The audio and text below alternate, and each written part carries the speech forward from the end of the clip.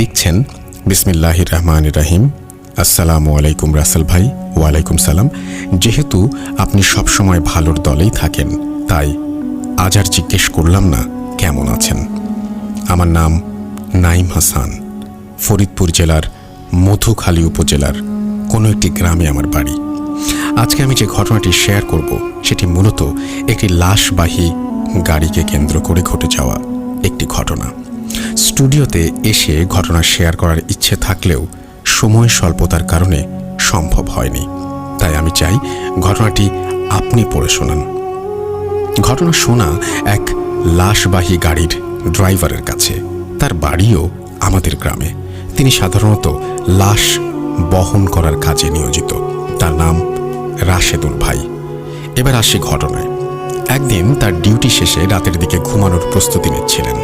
তখন হঠাৎ boss phone করে বললেন যে ফরিদপুরে কোনো একটি মর্গ থেকে একটা ময়না তদন্ত করা লাশ নিয়ে মাগুরার এক গ্রামে আসতে হবে।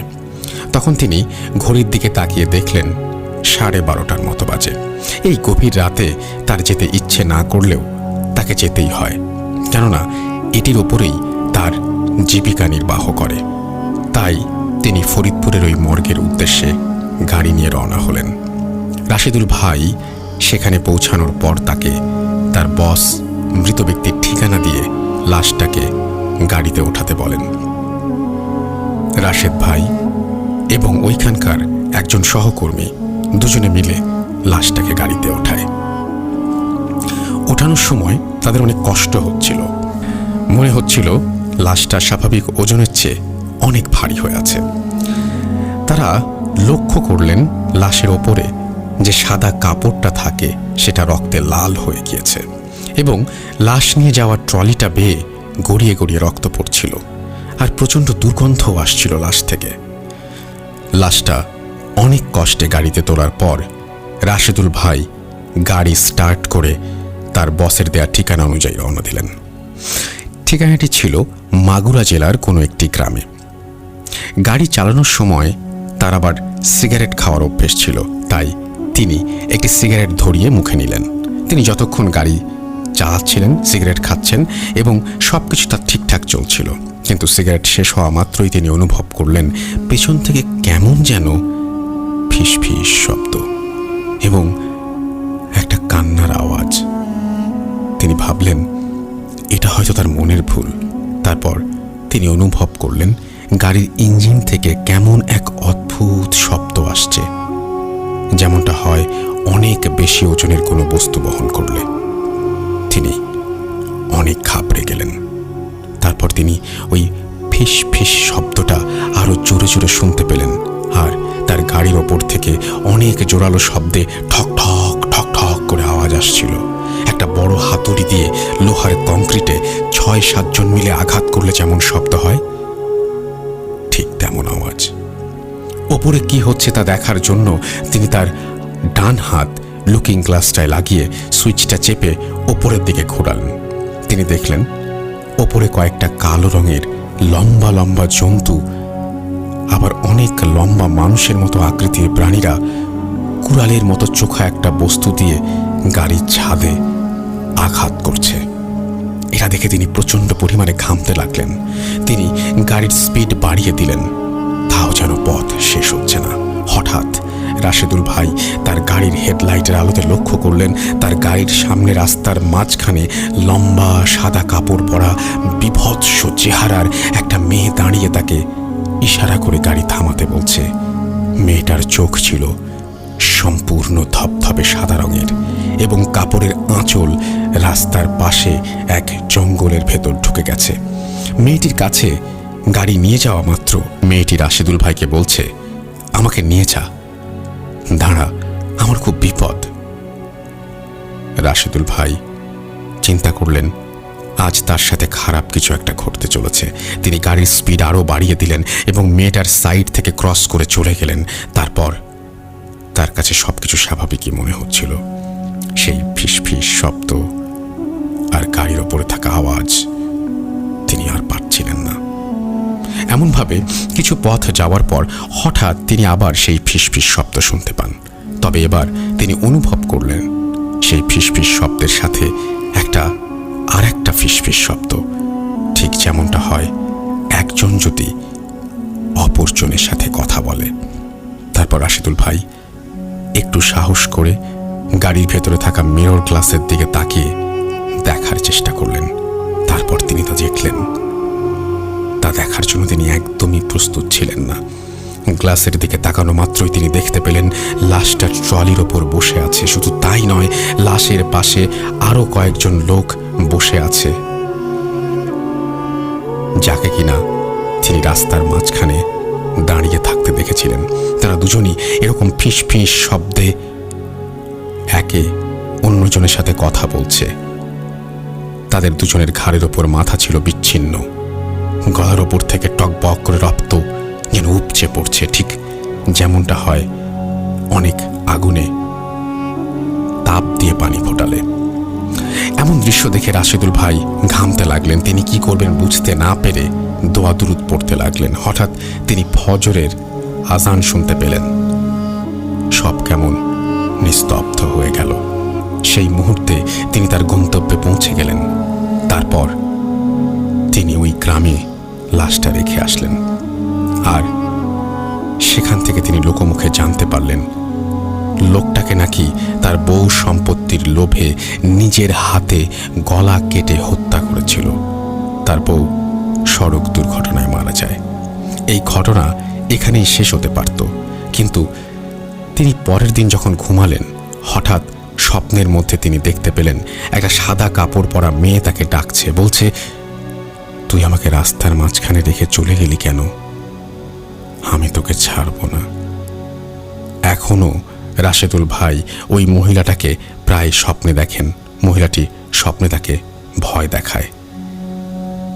তিনি আজও এই ঘটনার কোনো ব্যাখ্যা পাননি।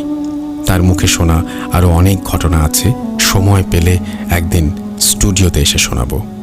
ধন্যবাদ। ভালো লাগলে পড়ে শোনাবেন। ঘটনাটি সিলেক্ট হলে আমাকে জানাবেন।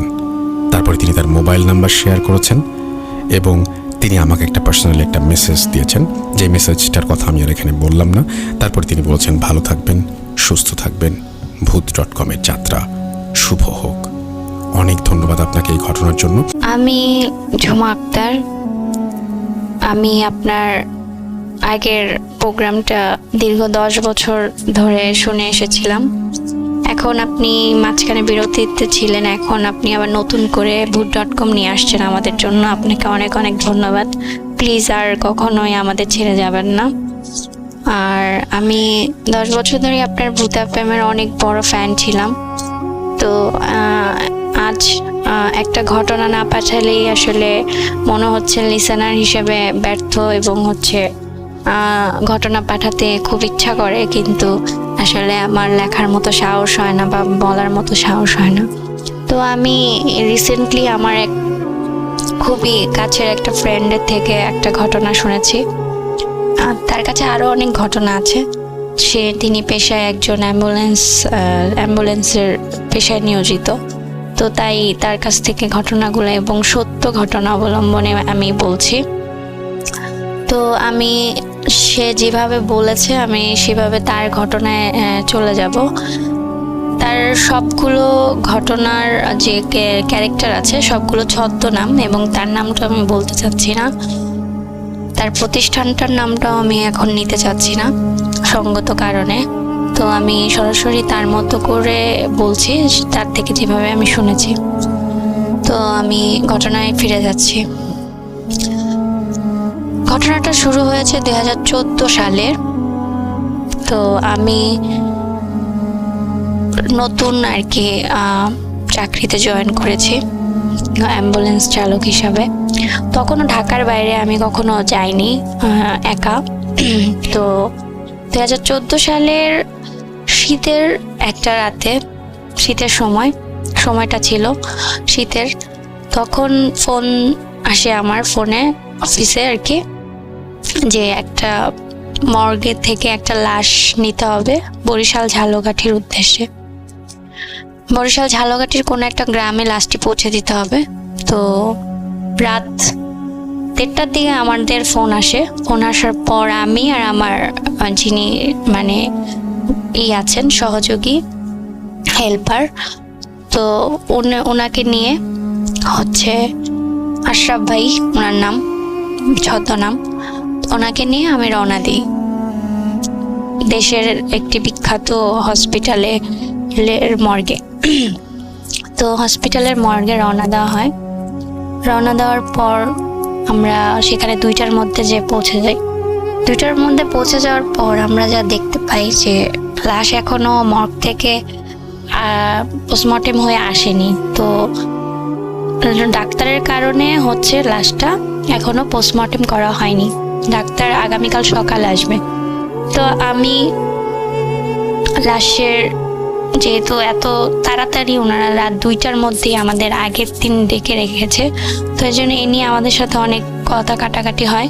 তারপর ওনারা কনভিন্স করে যে ঠিক আছে, আমরা হচ্ছে আপনাকে ভাড়া যতক্ষণ আমরা এখানে ওয়েট করব তার ঘন্টায় আমরা 500 করে আপনাকে ভাড়া এক্সট্রা দিব। তো সেই হিসেবে আমি অনেক খুশি হই, যেহেতু টাকার বেশি পাইলে কার নাই হয়, সমস্যা নেই। আর এমনিও যে বসেই থাকতাম, তো ভাবলাম এখানেই বসে থাকি। তো বসেই ছিলাম। তো তার লাশের সাথে 4 জন লোক ছিল। আবুল, একজন হচ্ছেন আবুল কালাম, আর একজন হচ্ছে রাজু, সুমন। তো 4 জন ছিল। তো ওনারা 4 জন বলতেছে যে আমাদের খুব ভয় লাগতেছিল, তো এই জন্য আপনাদের আগে থেকে ডেকে নিয়ে আমরা গাড়িতে আসলে রাতটা কাটানোর জন্য করেছি। তো লাশটা আসলে আমরা হচ্ছে রওনা দিব। আমরা বললাম ঠিক আছে। আমরা বসেছিলাম। তো আমি বসেছিলাম, বসার পরে অনেকক্ষণ পর আমি একটু, আমার যে হেল্পার আছেন উনি হচ্ছে আশরাফ ভাই, উনি একটু বলতেছে একটু টয়লেটে যাব, তো একটু আমার সাথে আসো। পরে বলতেছি যে আপনি, বলছে না ভয় লাগতেছে আসো। পরে আমি ওনাকে নিয়ে ওনার টয়লেটে ওনার সাথে যাই। যাওয়ার পরে তো উনি ওনার কাজটা সেরে হচ্ছে আমি একটা সিগারেট জ্বালাই। স্মোক করার অভ্যেস ছিল, তো সিগারেট জ্বালানোর জন্য একটা নিম গাছের নিচে আমি সিগারেট জ্বালাই। সিগারেটটা জ্বালানোর পর তো ওই আরো যে 2 জন ছিল, রাজু আর সুমন, ওনারাও চলে আসে, ওনারাও স্মোক করবে। তো আমারটা হয়ে গেলে আমি হচ্ছে গাড়িতে গিয়ে উঠে বসি যে একটু ঘুমাই, সকালে রওনা দিতে হবে। পরে আমরা বসেই ছিলাম। তো এর মধ্যে প্রায় 15 থেকে 20 মিনিট হয়ে যায়। তো ওনারা, ওই যে রাজু আর সুমন, ওনারা 2 জন এখনো গাড়িতে আসে না। পরে আমি ভাবলাম কি হলো। পরে আমি নেমে আমার হাতে যে, তখন তো স্মার্টফোন ওরকম অ্যাভেলেবেল ছিল না, তো আমার যে বাটন ফোন আছে ওটা দিয়ে আমি লাইটটা জ্বালালাম। জ্বালিয়ে দেখি সামনে গিয়ে আমার শরীর পুরো মানে হিম হয়ে গেল। যে ওই রাজু আর সুমন, ওনারা 2 জন ঠিক নিম গাছের ডালের এখানে 2 জন উল্টো হয়ে ঝুলে আছে দেখে মানে ওনাদের মুখ দিয়ে মানে বেরোচ্ছে, তো মানে লালা ঝরছে এক প্রকার। তো আমি সেটা দেখে আমি খুব ভয় পেয়ে যাই, কারণ যদিও আমি এই প্রফেশনে আছি তারপর আমি খুব ভয় পেয়ে যাই। ভয় পাওয়ার সাথে সাথে আমি যাই যে ওনাদের ধরার সাথে সাথে ওনারা 2 জন ঠাস করে মাটিতে পড়ে যায়। পড়ার পরে আমিও যে আমার হেল্পার এবং গাড়ির আরো 2 জন আছে ওনাদের ডেকে ওনাদের ধরাধরি করে আমরা হচ্ছে গাড়িতে উঠিয়ে ওনারা 2 জন ওখানে সেন্সলেস হয়ে শুয়ে পড়ে। তো তারপরে অনেকক্ষণ হয়ে যায়, পরে ওনারা কোনো কথা বলে না, পানি টানি করে ওনারা চুপচাপ শুয়েই থাকে। তো কোনো কথা বলে না, আমরা আর বেশি করি না যে ভয় পাইছে থাক। পরে আমরা বসেই ছিলাম। তো বসার পরে সকাল ভোর হওয়ার পরে পোস্টমর্টেম হয়। পোস্টমর্টেমের পরে হচ্ছে সকালে ওর সব কাজ, পুলিশে তদন্ত যা যা কার্যকলাপ আছে, মানে যেগুলো আপনার হচ্ছে কাজ, সেগুলো শেষ করে আমাদের প্রায় বিকাল 5টা বেজে যায়। বাজার পরে তখন আমরা হচ্ছে ওনাদের জিজ্ঞেস করি, একটা সময় ওনাদের জিজ্ঞেস করি যে কি হয়েছিল কালকে রাত। পরে বলে যে আমরা 2 জন স্মোক করতে নিছি, স্মোক করার সাথে সাথে হচ্ছে আমার মনে হলো যে মাত্র সিগারেটটা ধরানোর সাথে সাথে মনে হলো হাতটা কেউ বাড়ি দিয়ে ফেলে দিছে। ফেলে দিয়ে আমাদের সামনে ইয়া লোমশ একজন একটা ইয়া লোমশ পাগুলো, কিন্তু মাথা দেখা যাচ্ছে না। তো আমাদের মানে খুব করে রাখছে। তারপর আর আমরা জানি না, তো আমরা ওইভাবেই ছিলাম, বলতে পারি না, সেন্সলেস হয়ে যাই। তো এটা গেল ওই ঘটনা। তারপর আমরা রওনা দিই, যথাসম্ভব তাড়াতাড়ি রওনা দিয়ে দিই। দেওয়ার পরে হচ্ছে বিকাল 5টায় রওনা দিই আমরা মাওয়া ঘাটের উদ্দেশ্যে। তো তখন তো গাড়ির মানে এরকম যাত্রাবাড়ি ফ্লাইওভার ছিল না, তখন এভাবে ঘুরে যেতে হতো। তো আমরা মাওয়া ঘাটের উদ্দেশ্যে রওনা দিই। মাওয়া ঘাট পৌঁছতে আমাদের রাত 9টা বেজে যায়। লাশ নিয়ে আমাদের রাত 9টা বেজে যায়। তো 9টা বেজে যাওয়ার পর আমরা পৌঁছাই ঘাটে। পৌঁছানোর পর দেখি রাত 9টা বেজে গেছে। তো মোটামুটি সব বড় যে ফেরিগুলো আছে সেগুলো বন্ধ, সেগুলো এখন আর চালু হবে না। তো তারপর হচ্ছে যে ছোট্ট একটা ফেরি ছিল লাকিলি, তো সেখানে জাস্ট 2টা মিনি বাস, আর আমি যেহেতু অ্যাম্বুলেন্স ছিল আমাদের, তো যখন তো অ্যাম্বুলেন্স অ্যাভেলেবেল ওরকম ছিল না, তো অ্যাম্বুলেন্সটাকে আগেই করে নিয়ে নেয়, এবং হচ্ছে 2টা মিনি বাস, ছোট্ট বাস, মানে এটা ফেরিটা শিমুলিয়া ঘাটের উদ্দেশ্যে ছেড়ে দেয়। তো ছেড়ে দেওয়ার সময় আমাদের সর্বোচ্চ 3 থেকে 4 ঘন্টা, 3 ঘন্টা মিনিমাম লাগার কথা যাওয়ার ওই ঘাটে পৌঁছানোর জন্য। তো কিন্তু ফেরিতে ওঠার 1.5 ঘন্টা 2 ঘন্টা হয়ে গেছে, কিন্তু ফেরি মানে কোনো দিক পাচ্ছে না। তো যিনি সারেং আছেন উনি তো সিনিয়র, উনি তো এই একই রুটে চলাচল করেন, তো উনি আসলে কোনো দিক নির্দেশনা পাচ্ছেন না। তো একটা সময় উনি বারবার উপরে থেকে বারবার দেখতেছেন, মানে কিছু মানে কোনো দিক পাচ্ছেন না। তো এক প্রকার সবাই মোটামুটি এরপরে উনি ওনার যে ইয়েরা থাকে, ওনার সাথে লোকজন সবাইকে বলতেছে আমরা কোথায় আসছি। তো এরকম করতে করতে রাত প্রায় 1:30 বেজে গেছে যে ওনার এখনো মানে কোনো ফেরি মানে কোনো মানে শিমুলিয়া ঘাটের কোনো চিহ্নই পাওয়া যাচ্ছে না। যে ক্যানেল দিয়ে ঢোকার কথা, সেই ক্যানেলে না ঢুকে আমরা হচ্ছে এমন একটা জায়গায় আছি যে মানে ওই ঘাটের ওইখান থেকে কিছুই দেখা যাচ্ছে না। তো এক প্রকার ওই যিনি সারেং আছেন উনি পরে করতেছেন যে এখন আসলে কি করা যায়।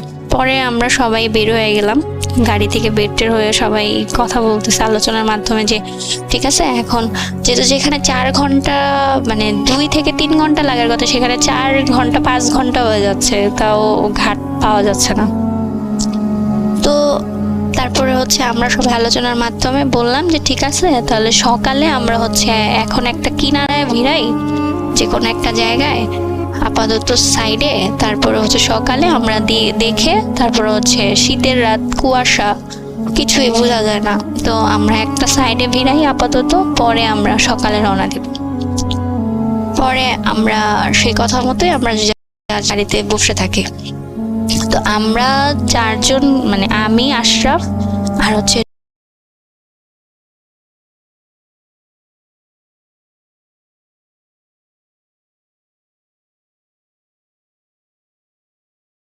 ওই যে আমাদের সাথে রাজু আর সুমন, যে 2 জন কিন্তু এতক্ষণ শোয়াই ছিল, মানে তাদের কোনো কথা ছিল না মুখে। তো তাদের এসে দেখি গাড়িতে নাই, কোথায় গেল। তো আমরা পুরো ফেরির চারপাশ খোঁজাখুঁজি শুরু করি যে কোথায় আছে, ফেরিতে ওর নামছে নাকি কোনো কিছু করছে। তো খোঁজাখুঁজি করতেছি, কোনো জায়গায় নাই। তো আমরা এক প্রকার মানে খুবই চিন্তিত হয়ে আবার গাড়িতে চুপচাপ বসে থাকি, কোনো রকম রাতটা কাটাইতে হবে। তো এরকম করতে করতে তো ভোর যখন হয়, ভোর প্রায় কুয়াশার কারণে কিচ্ছু দেখা যায় না। তো সকাল হওয়ার সাথে সাথে তো আমরা দেখি ওই আমরা যেখানে রাত্রে ফেরিটা ভিড়াইছি সেটা হচ্ছে একটা চর, কোনো গ্রাম বা কোনো কিছুরই না, এটা হলো একটা বালুর চর। সেখানেও যে গরু চড়ায়, অনেকে ঘাস খাইতে দিয়ে যায়, তো সেখানে অনেক লোকজন আসে। তো এসে তো তখন এক প্রকার হচ্ছে তারা একটু চিল্লাচিল্লি আওয়াজ শুনে আমরা বের হয়ে ওই চরে নামি। চরে নেমে দেখি ওই যে রাজু আর সুমন, ওরা দুইজন এক চরের ঠিক মাঝ বরাবর দুজন বসে আছে, এবং দুজনের মাঝখানে একটু কিছু আঁকিবুকি করে মানে এই করা। তাদের দেখে মনে হচ্ছে যে মানে তারা পুরা খালি গায়ে, এমন শীত তার মধ্যে তারা পুরা খালি গায়ে, তাদের শরীর মানে কোনো কিছুই না, মানে শীতে মানে হয়ে যাওয়ার কথা, কিন্তু তাদের পুরো খালি গায়ে তারা বসে আছে চরের ভেতর। তারপরে আবার তাদের চেহারা এমন ফ্যাকাশে হয়ে আছে, মানে কালো মানুষ যদি রক্ত শূন্য হয় যেমন হবে তেমন ফ্যাকাশে হয়ে আছে। তো এটা দেখে আমরা মানে খুবই কালকে রাত্রে ভয় পাইছি, আবার আজকে এই অস্বাভাবিকতা। তো আমরা তাদের লোকজন ধরে তারপর গাড়িতে উঠাই। তো গাড়িতে উঠানোর পর তারা কোনো কথা বলে না, চুপচাপ বসে আছে। তারপর আমরা সেই ফেরি, বড় ফেরি আসার পর আবার এই ছোট ফেরিকে টেনে মানে করে নিয়ে যাওয়ার পর এরকম করতে করতে প্রায় বিকাল 5টা বেজে যায় আমাদের ওইখানে। তো আপনি একটা জিনিস চিন্তা করেন রাসেল ভাই, যে জায়গায় ঝালকাঠি বরিশাল যেতে সর্বোচ্চ কত 6-7 ঘন্টা লাগার কথা, সেই জায়গায় আমাদের এইখান থেকে ঢাকা থেকে এই শিমুলিয়া ঘাটে আসতে আসতেই প্রায় 2 দিন চলে গেছে। মানে গত রাত, এরপরে একটা দিন, এরপরে আবার একটা পুরো সকাল, আবার বিকাল 5টায় যেয়ে আমরা শিমুলিয়া ঘাটে পৌঁছাই। তো পৌঁছানোর পরে আমি আর কোনো কথা বলি না, মানে আমি জাস্ট অ্যাম্বুলেন্সের গাড়িতে উঠেই মানে গাড়ি চালানো স্টার্ট করি, কোনো দিকে না তাকায় আমি গাড়ি চালানো স্টার্ট করি। আমি চালাচ্ছি কিন্তু কোনো রাস্তা আমি বুঝতেছি না। মানে একটা সময় 4 থেকে 5 ঘন্টা গাড়ি চালানোর পর মানে প্রায় রাত 11টার দিকে আমি হঠাৎ আমার বাম চোখটা একটুই হয়। তো হওয়ার পরে আমি বুঝতে পারি যে মানে আমার যদি আশেপাশে কিছু মানে কোনো প্যারানর্মাল কিছু থাকে তাহলে হচ্ছে আমার বাম চোখটা একটু করে। তো আমি হঠাৎ নিজের সম্মতিটা ফিরে পাই, মনে হচ্ছে আমি এতক্ষণ কি যে করছি। মানে এরপরে আমি আমার হেল্পারকে বলছি, কি রে তুই আমার বলবি না, আমি এতক্ষণ গাড়ি চালাচ্ছি কিন্তু কই আমরা কোন রাস্তায় আসতেছি, কিছু তো বলতেছিস না। ও একটুই হয়ে যায় যে আসলেই তো কোথায় আসছি। পরে ও বুঝতে পারি যে না, আমাদের সাথে কালকে রাত থেকে, এর আগের দিন রাত থেকে অনেক খারাপ কিছু হচ্ছে। তো তারপরে আমরা আস্তে তো আমি সামনে দেখি একটা মানে গরুর বেচা কেনার যে হাট থাকে, মানে বাজার টাইপের, রাত্রে আর কি। রাত্রে সচরাচর এত রাত্রে তো থাকার কথা না, 11টা 11:30 তো অনেক রাত। তো তখন দেখলাম একটা জায়গায়, একটা বাজারে অনেকগুলো দোকান, চায়ের দোকান খোলা, এবং গরুর বেচা কেনার মনে হয় গরু উঠাচ্ছে নামাচ্ছে এরকম একটা বাজার। তো বাজারের সামনে আমি কি করে গাড়িটা থামাই দিই। তো যখনই আমি গাড়িটা থামাই, মানে বাজার দোকানগুলোর একটু আগে আমি গাড়িটা থামাই, যখনই আমি গাড়িটা থামাই ব্রেক করি, ওই যে রাজু আর সুমন এতক্ষণ কিন্তু কোনো কথা বলে নাই, এই পর্যন্ত তারা একটা ওয়ার্ড বলে নাই। গাড়ি ব্রেক করার সাথে সাথে তারা বলে উঠলো, কিরে গাড়ি থামাইলি কেন, গাড়ি চালা, কোনো থামাথামি করবি না, সোজা চালা। পরে এই কথা বলার পরে আমি একটু ভয় পেয়ে যাই যে কি বলতেছে। তারপর আমি গাড়ি থামাই। পরে আমি একটু করে বলি কি যে একটু চা খাবো, ঘুম পাইতেছে, একটু চা আর একটু সিগারেট খাবো, আপনারা বসেন, আমি হচ্ছে একটু খাই আসি, নাহলে গাড়ি চালাতে পারবো না। পরে আমি ওদের কথা না শুনে গেট খুলে বের হয়ে যাই। বের হয়ে দোকানটার সামনে যাই, চায়ের দোকানে। তো চায়ের দোকানে যে চায়ের দোকানদার, উনি কামাল ভাই, উনি আমাকে জিজ্ঞেস করে যে এই অ্যাম্বুলেন্স কি আপনার গো? হ্যাঁ, ঢাকা থেকে আইসেন? হ্যাঁ, আমাদের গায়ে লাশ নিয়ে আইসি। পরে বলতেছে কি হয়েছে, কোনো সমস্যা? পরে বলতেছি যে হ্যাঁ একটু সমস্যা। পরে আমি কি করলাম, আমি হচ্ছে সেখান থেকে ওই আমার যে হেল্পার আশরাফ ভাই, ওনারে ডাক দিলাম যে ভাই, একটু ইশারা দিলাম, উনি বুঝতে পেরে বের হয়ে আসে। তো উনি বের হয়ে আসে পরে আরো যে 4 জন ছিল, তো ওর মধ্যে আব্দুল আর কালাম, ওনারা 2 জন কিন্তু ওদের সাথেই বসা, রাজু আর সুমনের সাথে। তো আমি বললাম কি, আবুল আর কালাম ভাই একটু আসেন, চাটা খায়া যান, আসেন। তো ওনারা বলতেছে না না আপনি খান, টাকা টুকা তো দিছি আপনারে।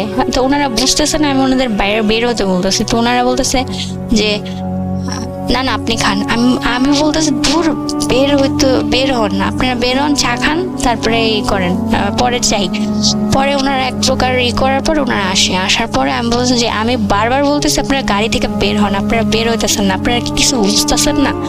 আমি এতক্ষণ গাড়ি চালিয়ে আমার বরিশাল ঝালকাঠি থাকার কথা, আমি এখনো কই আছে আমি নিজেও জানি না।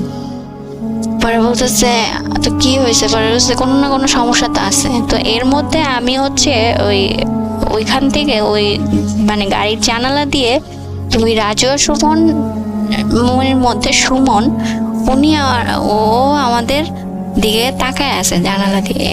আমি জাস্ট ওর দিয়ে লাইটটা দিয়ে যে মানে আলো আসতেছিল দোকানের, সেখান দিয়ে জাস্ট ওর দিকে তাকাইছি। তাকায়া আমি মানে রাসেল ভাই ওইখানেই মানে হওয়ার মতো অবস্থা। ওর চোখ দুইটা থেকে এরকম মানে লাল লাল চোখ, মানে মানে ঠিকরে বেরোতেছে চোখ, মানে এত রাগ। আমি মানে করছি, বলতেছে আসস না কেন, জলদি আয়। পরে আমি এটা দেখে আমি আর ওদিকে না তাকায়া আমি তাড়াতাড়ি কামাল ভাইয়ের মানে যিনি চায়ের দোকানদার ওনার মানে তুই করেই বলতেছি এই তাড়াতাড়ি সিগারেট দে, চা দে। মানে আমি এতটাই হয়ে গেছি, মানে অ্যাগ্রেসিভ হয়ে গেছি যে চা দে, সিগারেট দে। পরে উনি আমার দিছে, দেওয়ার পর বলতেছে কি হয়েছে আপনার, কি কোনো সমস্যা, আপনাকে কি বেশি সমস্যা? বলতেছে হ্যাঁ ভাই অনেক সমস্যা। পরে বলতেছে ঠিক আছে তাহলে আমি বললাম এরকম এরকম ঘটনা। পরে বলতেছে ঠিক আছে দাঁড়ান আপনারা, এখানে একজন হুজুর আছেন সামনে, কিছু ওনার থেকে দেখি কোনো সাহায্য নিতে পারি কিনা। আপনি তো চিনবেন না, আচ্ছা দাঁড়ান। পরে একজনকে ডাক দিয়ে পরে উনি আমাদের ওনাদের সাথে বললো যে হুজুরের বাড়িতে যা। সৌরভ হুজুরের বাড়িতে যাওয়ার পর হুজুরকে ডাইকা নিয়ে পরে গেছে, বলবি কামাল ভাই পাঠাইছে, কামাল ভাই এক্ষুনি আসতে বলছে বাজারে। পরে আমি যাওয়ার পরে সৌরভ হুজুর তখন তাহাজ্জুদ পড়ে মাত্র মনে হয় উঠছে, তাহাজ্জুদ পড়ছে। পড়ার পর আমরা ডাকার সাথে সাথে যে সৌরভ হুজুর বাড়িতে আছেন, থাকার পরে উনি হচ্ছে বের হয়ে আসলেন। কামাল ভাই ডাকছে, কামাল ভাইয়ের খুব দরকার, বাজারে একটু যাইতে হইব। পরে বলছে ঠিক আছে তারাও আসতেছি। পরে উনি ওনাকে সাথে নিয়ে আমরা বাজারে চলে আসছি। পরে বলতেছে কি হয়েছে বলেন তো। পরে বলতেছে সব কাহিনী বললাম যে এই যে আমরা এই লাশটা নিয়ে 2 দিন ধরে এই সাফার করছি। পরে উনি বললো আচ্ছা ঠিক আছে আপনারা বসেন। বসানোর পরে ওই কামাল ভাইরা বললো আগে 1 কাপ চা দেন, আগে চাটা খাইয়া লই, তারপর দেখতেছি কি হয়েছে। পরে চাটা খাইছে, খেয়ে পরে হচ্ছে আমাদের উনি পানি দিল, পানি দিয়ে বললো আপনারা পানিটা খান। খাওয়ার পরে উনি বললো আপনারা এখানে দাঁড়ান, আমি আসতেছি। পরে উনি অ্যাম্বুলেন্সের চারিদিকে পানি টানি ছিটায় দিল। তো দিয়ে বলতেছে যে তারপর জানালার সামনে গিয়ে বলতেছে কই থেকে আইসুস তোরা, আপনারা এখানে কয়জন আছেন? পরে বলতেছে আমরা এখানে টোটাল 13 জন আছি। 13 জন মানে 13 জন কিভাবে, 2 জন মানুষরে 13 জন কেমনে ধরে? পরে ওই যে সুমন উনি বলতেছে যে আমি তো একাই, আর ওরা 12 জন। পরে বলতেছে 12 জন, তো আপনারা আসছেন কোথা থেকে? পরে ওই সুমন বলতেছে যে আমি নিম গাছ থেকে আসছি। ওরা ওইখানে সিগারেট ধরাইছে আর সিগারেট খাইতে লইছে, আর থুতুগুলা আমার নিম গাছে ফালাইছে, তাই ওরে ওইখানে উল্টা লটকায় রাখছিলাম, তো করতে পারি নাই। তারপরে হচ্ছে ওরা আমি ওন থেকে দেখলাম যে লাশ নিয়ে আইতাছে, পরে লাশ করুম, তারপরে আমি ওর লোক আয়া পড়ছি। আর ওই 12 জন ওগুলো আমি চিনি না, জানি না কোত্থেকে গেছে। পরে ওর রাজুর জিজ্ঞেস করছে, পরে রাজু বলতেছে যে আমাদের হচ্ছে আমরা চরের থেকে আইছি, চরে আমাকে পুরো ফুল ফ্যামিলি 12 জন আমরা আসছি। পরে এই কথা বলতেছে যে আপনারা এনে কি লেগাইছেন, কি করতে আইছেন আপনারা, কি চান?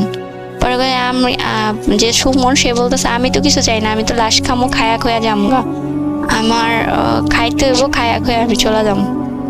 আর ওই রাজু বলতেছে যে আমি তো যাবো না, আমি হচ্ছে ওর লগে আইছি, আমি লাশ খাইতে আইনি, একটা 12 জন মানুষ কয়টা লাশ খামো, একটাই তো লাশ লুস খাবো না, আমি ওরেই খামো, ওর লগেই থাকুম সারা জীবন, ও মরার আগ পর্যন্ত ওর সাথে থাকুম। পরে বলতেছে ঠিক আছে, আপনাকে কি করতেছে, আপনারা যান গা। কেমনে যাবো? আপনি ওই যে সুমন যে চালাক, মানে যেটা মানে ইটা চালাক, জিনটা বদজিন, ও বলতেছে যে আপনি কেমনে যাবো, এখান থেকে তো যাওয়ার রাস্তা নেই, আপনি তো বন্ধ করে রাখছেন, আপনি খুইলা দেন, আমি লাশটা খায়া যামগা। পরে বলতেছে যে না, এটা তো করা যাবে না, মানে আপনারা কেমনে এমনে যাবেন না, আমি কোনো মানে আপনি করে কিছু করুন নাকি আপনারা এমনি এমনি যাবেন না, কারণ আমরা যাব না। পরে ঠিক আছে, তুই কি করবি, তো আমরা 13 জন, তুই একা একজন, তুই কি করতে পারবি, কিছুই করতে পারবি না তুই। পরে হুজুর বলতেছে হ্যাঁ ঠিক আছে, ভালো কথা, ঠিক আছে আপনারা থাকেন, দেখি আমি কি করতে পারি। কয়া হচ্ছে উনি মানে পাশে আমাদের কাছে চলে আসলো, আসার পরে বলতেছে আমি তো এদের সাথে পারুম না, আমার ওস্তাদ পারবো, তো আমি ওনারে ফোন দেই, দেখি উনি কোথায় আছে। পরে ওনারে ফোন দিছে, ফোন দেওয়ার পরে ওস্তাদ আসছে প্রায় ফজরের নামাজের পরে আসছেন। আসার পরে বড় হুজুর আইসা, তারপর কি করব, এখন তো কিছু করার নাই, এখন কি করা যায়, আর বড় হুজুরের সব বলা হইলো। বলার পরে বলতেছে যে সকাল হয়েছে, ওনারা তো একটু হয়েছে, আচ্ছা ঠিক আছে। পরে বড় হুজুর ওনাদের কাছেই একটা মাদ্রাসায় নিয়ে গেল। মাদ্রাসায় নেওয়ার পরে ওই গাড়িটারে পুরা জমজমের পানি দিয়া এবং দোয়া টোয়া পড়া সবকিছু ইটি করে দিল। আর ওই যে আমাদের 4 জনের 4টা তাবিজ আগে বাঁধা দিল, বাঁধার পরে আর ওই যে রাজু আর সুমন ছিল ওদের, তারপরে সকালবেলা ওদের করা হইলো, ওদের পানি টানি খাওয়ানো হইলো, পানি টানি দিয়ে করা হইলো। করার পরে গাড়িটার করা হইলো, ধোয়া হইলো, সবকিছু করা প্রসেস যা যা করা বড় হুজুর করা। তারপর হচ্ছে ওই আমাদের বললো যে এবার আপনারা এক টানে চলে যান বরিশাল ঝালকাঠি। তো আপনারা কোথায় যাবেন নাকি? বলছে আমরা তো বরিশাল ঝালকাঠি যাব। তারপরে ওনারা হুজুররা বললো যে আপনারা বরিশাল ঝালকাঠি যাইতে আসছেন, তো এখানে কি করতেছেন আপনারা? বলছেন কেন হুজুর, এখানে তো আমি তো গাড়ি চালাইতে আসি, আমি তো জানি না কোথায় আসছি। এটা তো গোপালগঞ্জ, আপনি গোপালগঞ্জ আসছেন কেন? আপনারা তো বরিশাল ঝালকাঠি যাবেন, আপনারা তো এই রাস্তায় আসছেন কিভাবে? এটা শুই না আমরা সবাই ওদিকে শক্ট হয়ে বসে আছি যে কি বলে। পরে বললো আচ্ছা ঠিক আছে, যাওয়া রয়েছে, এখন দিন থাকতে থাকতে আপনি হচ্ছে লাশটা তাড়াতাড়ি নামাই দিয়া আপনারা হচ্ছে চলে আসবেন। আর ওই রাজু আর সুমনরে বলবেন ওই 3 দিন ওরা জানি বিছানাতে মানে ঘরের থেকে না বাইরে। তারপরে হচ্ছে আমি আর কোনো কিছুই করি নাই, আমি একটানে মানে কিভাবে যে রাসেল ভাই গাড়ি চালাইছি মানে বুঝাইতে পারবো না। তো একটানে হচ্ছে একবারে ওই বরিশাল ঝালকাঠি এসে বসছে। আসার পরে ওই গ্রামে লাশটা নামাই দিয়া আমাদের অনেক বলছে থাকতে, আমি বলছি না টাকা দেন ক্লিয়ার করেন, আমি চলে যাবো এক্ষুনি। পরে নামায়া আমি আর আমার হেল্পার আশরাফ ভাই আমরা 2 জন চলে আসছি, মানে আমি আর কোনো দিকে দেখি নেই, তাকাই নেই। পরে ওই এক টানে আমরা হচ্ছে একদম শিমুলিয়া ঘাটে পৌঁছাইছি। প্রায় পৌঁছাতে বিকাল 5টায় আমরা শিমুলিয়া ঘাটে পৌঁছাইছি। চিন্তা করেন রাসেল ভাই, একদিনে আমি ঝালকাঠি গিয়ে আবার হচ্ছে শিমুলিয়া ঘাটে এসে পৌঁছাইছি, মানে আর এই 2 দিন আমি রাস্তায় ছিলাম। তো শিমুলিয়া ঘাটে থেকে হচ্ছে আমি তাড়াতাড়ি একজনের বলছে যে ফেরি যেটাই পাও আমারে দাও, 200 টাকা নাও, নিয়ে আমাদের যেটাই পাও এটা দাও। ও আমারে খুশি একটা ফেরিতে তাড়াতাড়ি উঠাই দিছে। ওঠানোর পরে আমি ওই ঘাটে ফেরার সাথে সাথেই আমি রাত 9টার ভিতরে আমি ঢাকায় আসার পর রাসেল ভাই আমি আর কোনো কিছু না, আমি আর আশরাফ ভাই 2 জন গিয়া মানে পুরাই বাসায় মানে অফিসে গাড়িটা রাইখা তারপর হচ্ছে ফোন দিছি সোহরাব হুজুরে যে হুজুর আমরা পৌঁছাইছি। হুজুরে বলছে, হুজুর বলছিল ফোন দিতে, তো আমরা বলছি হুজুর আমরা ঠিক মতো পৌঁছাইছি। পরে পৌঁছানোর পর হুজুর বললো যে ঠিক আছে, তোমাদের গাড়িতে দেখো 2টা তাবিজ আছে, ওই 2টা তাবিজ তোমরা এখন যে তাবিজটা তোমাদের আগে দিচ্ছি ওটা খুইলা ফেলো, আর এই তাবিজটা পুরানো। কিন্তু আমি অবাক, গাড়িটা খুলে দেখে 2টা তাবিজ। তো হুজুর আমাদের গাড়ি ধরেও নাই, ভিতরেও ঢুকে নাই, কিভাবে 2টা তাবিজ আসলো, কোত্থেকে আসলো, এটা আজও অজানা। তো হুজুর বললো যে পয়রা নাও, পয়রা নিয়ে তোমরা বাসায় গিয়ে সুন্দর মতো ইটি করে ফেলবা, পরে গোসল করে ফেলবা, পরিষ্কার হয়ে থাকবা। পরে আমরা বাসায় গোসল টোসল করা, ইটি করা, আমরা রাসেল ভাই আসছি। আসার পরে তারপরে আমাকে আবার আবুল ফোন দিছিল, যে আবুল কালাম যিনি, ওনার আবুল লোকটা ফোন দিছিল। ফোন দিয়ে বলছে যে ওই রতন আর সুমন ওদের সাথে মানে ওরা 14 দিন মানে বিছানা থেকে আর উঠতেই পারে নাই, ওদের জ্বর, ওরা এখনো নাকি অনেক সমস্যা হয় ওদের সাথে। তো সেটা আর মানে আর কিছু জানা হয় নাই। তবে মানে এই ছিল আমার ঘটনা। মানে আমার যেখানে একদিনে মানে আসার কথা, সে জায়গায় আমার 3.5 দিন আমি প্রায় এই লাশ নিয়ে আমি গেছি। আর আমার এই অবস্থা, মানে আল্লাহর অশেষ মেহেরবানিতে আমি যে বাইচা আছি এবং ফিরে আসছি, আল্লাহর কাছে লাখ লাখ শুকরিয়া। তো এই ছিল আমার ঘটনা রাসেল ভাই। ভালো লাগলে অবশ্যই রেসিনাতে শোনাবেন। আর যদি আমার এই ঘটনাটা সিলেক্টেড হয়, তাহলে আমার কাছে আরেকটা চমৎকার একটা ঘটনা আছে সিলেটের, একটা কফিন নিয়ে। উনি নিজেই এটার মানে অ্যাম্বুলেন্সের আর কি উনি নিয়েছিল। তো ওইটা আমি একদিন পাঠাবো। ওইটা আশা করি অনেক অনেক চমৎকার একটা ঘটনা, এমন একটা ঘটনা যা আমরা কখনো ভাবতেও পারি না। তো ওইটা আমি ইনশাল্লাহ আবার পাঠাবো যদি আমার এই ঘটনাটা সিলেক্টেড হয়। আর আমার ঘটনাটি সিলেক্টেড হলে আমাকে অবশ্যই জানাবেন। থ্যাংক ইউ রাসেল ভাই। আসসালামু আলাইকুম।